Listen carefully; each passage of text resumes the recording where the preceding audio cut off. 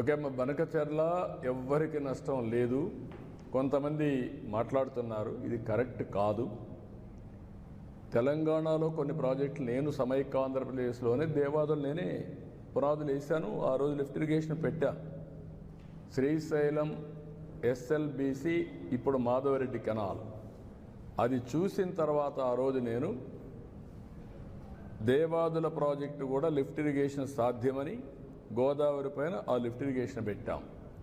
అదే సమయంలో ఇక్కడికి వచ్చిన తర్వాత ఆంధ్రాలో పుష్కర, తాటిపూడి 2 లిఫ్ట్ ఇరిగేషన్లు తీసుకొచ్చాను. తర్వాత కొన్ని వీళ్ళు దేవాదుల ఇవన్నీ కూడా వచ్చాయి. రాజశేఖర్ రెడ్డి ఉన్నప్పుడే ఎల్లంపల్లి అన్నారు, అది రాలేదు, అది కూడా పెద్ద స్కామ్ అయింది. తర్వాత ఈరోజు వీళ్ళు దేవాదులు తీసుకొచ్చారు. గోదావరిలో నీళ్లున్నాయి, పైన ఉండేవాళ్ళు వాడుకుంటారు, కిందలో వాడుకోవచ్చు. 2000 టీఎంసీ నీళ్లు సగటున 100 సంవత్సరాలు సముద్రంలోకి పోయినాయి. సముద్రంలోకి పోయే నీళ్లు ఒక 200 టీఎంసీ ఇక్కడ కానీ అక్కడ కానీ వాడుకుంటే రాష్ట్రాలు బాగుపడతాయి, తెలుగు కమ్యూనిటీ బాగుపడుతుంది, నీటి సమస్య పరిష్కారం అవుతుంది. ఆ విషయమే నేను పదే పదే చెప్తున్నా. ఎవ్వరికీ నష్టం లేదు.